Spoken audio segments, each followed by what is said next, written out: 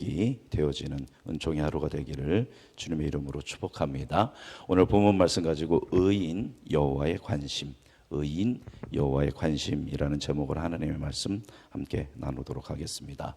우리 이틀 동안 본 것처럼 시편 34편은 다윗이 미친 연기를 통해서 아기스 왕에게서 구사일생으로 목숨을 이제 건진 후에 하나님께 드렸던 감사의 노래입니다. 이 다윗이 이렇게 아기스 왕에게서 벗어나고 난 다음에 중요한 몇 가지를 이제 깨달았죠. 그래서 하나님을 우리가 찬송해야 한다.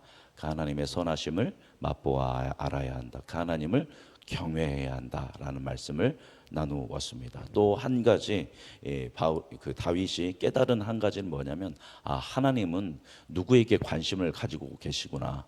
의인에게 지대한 관심을 가지고 계시는구나라는 것을 명확하게 다시 한번 깨닫게 됩니다. 우리 15절 같이 읽어볼까요? 읽어보겠습니다. 여호와의 눈은 의인을 향하시고 그의 귀는 그들의 부르짖음에 기울이시는도다. 신인 동영론이라고 해서 하나님한테 정말 뭐 눈이 있고 귀가 있고 우리처럼 그렇지 않습니다. 그러나 이제 그것을 이제 신인 동영론으로 비유적으로 이제 표현한 겁니다. 하나님의 눈은 누구를 향하고 계시구나. 의인을 향하고 계시는구나. 또 하나님의 귀는 또 누구의 이야기를 귀 기울이시는구나. 의인의 부르짖음에 귀를 기울이시는구나. 또 17절 읽어보겠습니다. 의인이 부르짖음에 여호와께서 들으시고 그의 모든 환난에서 건지셨도다. 그렇게 보시고 들으시고 부르짖을 때에 하나님께서 모든 환난에서 그 의인을 건지시는구나. 18절 읽어보겠습니다. 여호와는 마음이 상한 자를 가까이 하시고 충심으로 통회하는 자를 구원하시는도다. 당연히 의인의 마음은 상하여 있고 의인은 충심으로 통회하면서 주를 향하죠. 그래서 하나님의 마음이 의인을 가까이 하시고 또 의인을 구원하시는 분이 하나님이구나라는 것을 그가 깨달은 것입니다. 반대로 16절 읽어보겠습니다. 여호와의 얼굴은 악을 행하는 자를 향하사 그들의 자취를 땅에서 끊으려 하시는도다. 의인에게 그렇게 복을 주시기 위해서 구원을 주시기 위해서 집중하고 계시다면 역으로 악인을 향해서는 하나님의 얼굴이 악인을 향할 때는 그를 뭐하기 위하여? 심판하기 위하여 악인을 향하시는구나라는 것을 그가 이 고난의 위기를 돌파한 다음에 깨닫게 됐다라는 것입니다. 자, 그렇다면 여기서 의인은 누구일까요?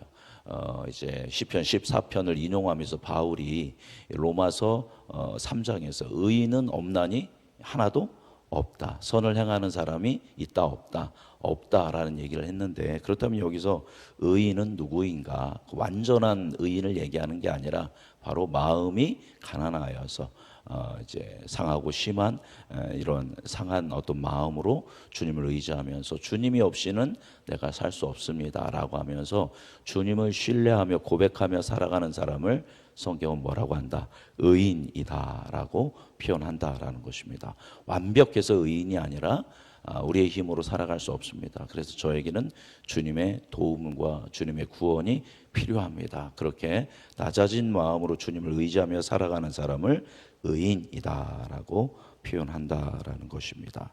즉 다윗은 스스로를, 즉 이 얘기는 뭐냐면 스스로를 뭐로 이야기하고 있습니까?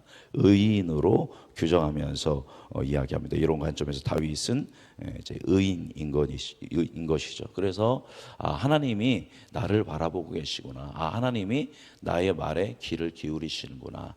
하나님이 나를 환난에서 건지시는구나. 내가 충심으로 자복하며 회개할 때, 상한 마음으로 주님을 향하여 나아갈 때 언제든지 나를 받아주시고 악인으로부터 나를 구원하시는 분이 나의 누구구나, 하나님이다라는 사실을 그가 명확하게 깨달았다라는 것입니다. 자, 그런데 놀라운 것은 그런 의인에게 주어지는 것이 어떤 것이 있는가? 자, 19절 읽어보겠습니다. 19절 읽어볼까요? 의인은 고난이 많으나 여호와께서 그의 모든 고난에서 건지시는도다. 그런데 그렇게 하나님을 의지하며 살아가는 사람들에게는 아이러니컬하게도 뭐가 많다라는 겁니까? 고난이 많다라는 겁니다. 왜일까요? 어둠의 권세는 인간이 하나님의 가장 소중한 피조물인 인간이 하나님을 의지하면서 하나님과 깊은 교제를 하면서 살아가는 것을 너무나도 싫어하는 것입니다. 의인이 능력 있는 삶을 살 때 자기네 나라가 사단의 나라가 위협을 받기 때문에 의인이 의인으로 서는 것을 원하지 않기 때문에 어떻게든 의인을 넘어뜨리려 하기 때문에 우리가 철저하게 하나님의 말씀대로 살아갈 때 분명하게 우리에게 주어지는 것은 뭐다? 고난이 주어진다라는 겁니다. 그러나 두려워할 필요가 없죠. 사단이 움직이면 또 누가 움직이십니까? 하나님이 움직이십니다. 그 모든 고난 가운데서 우리를 건져주십니다. 그래서 오히려 고난이 저주연 줄 알았는데 그 고난을 통해서 하나님을 경험하고 지금 다윗이 경험한 것처럼 이 고난 가운데 내가 있어 보니까 하나님의 눈이 나를 보시고 하나님의 귀가 나에게 귀 기울이시고 나를 이 고난에서 건지시는 분이 바로 누구구나 하나님이라는 것을 명확하게 그가 깨닫게 된다라는 겁니다. 그래서 고난이 오히려 복이 되고 하나님과 더 친밀함의 가운데로 들어가는 전화 위복의 은총이 바로 고난을 통해서 우리에게 주어진다라는 것입니다. 20절 읽어볼까요? 그의 모든 뼈를 보호하시며 그 중에서 하나도 꺾이지 아니하시도다. 그 어떤 것도 무너지지 않는다는 것을 시적으로 표현하고 있습니다. 자, 21절 읽어보겠습니다. 악이 악인을 죽일 것이라 의인을 미워하는 자는 벌을 받으리로다. 오히려 우리를 넘어뜨리려 했던 세력 넘어뜨리려 했던 권세는 하나님의 심판 가운데 놓이게 될 것이라는 다윗의 담대한 고백입니다. 마지막으로 22절 이걸 볼까요? 여호와께서 그의 종들의 영혼을 속량하시나니 그에게 피하는 자는 다 벌을 받지 아니하리로다. 아멘. 하나님께서는 하나님의 종들의 그 연약함과 죄를 다 속량하시고 하나님께 피하는 사람에게는 정죄하지 않으신다라고 이야기하고 있습니다. 자, 다윗이 이 34편을 쭉 지었는데 이 34편 후반절을 보면 다윗이 성령에 감동받은 사람이기 때문에 누구에 대해서 스스로 예언하고 있냐면 예수 그리스도에 대해서 예언을 하고 있습니다. 참 의인은 딱 한 분 계셨죠. 그렇죠? 바로 누구냐면 죄가 하나도 없는 예수님입니다. 근데 예수님은 태어났을 때부터 죽을 때까지 뭐를 당하시냐면 고난을 당하십니다. 어렸을 때부터 헤롯이 죽이려 했기 때문에 애굽으로 도피를 해야 했고 이제 나중에 성인이 되어서는 결국 고난을 당하시고 십자가에서 죽으신 분이 우리 주 예수 그리스도십니다.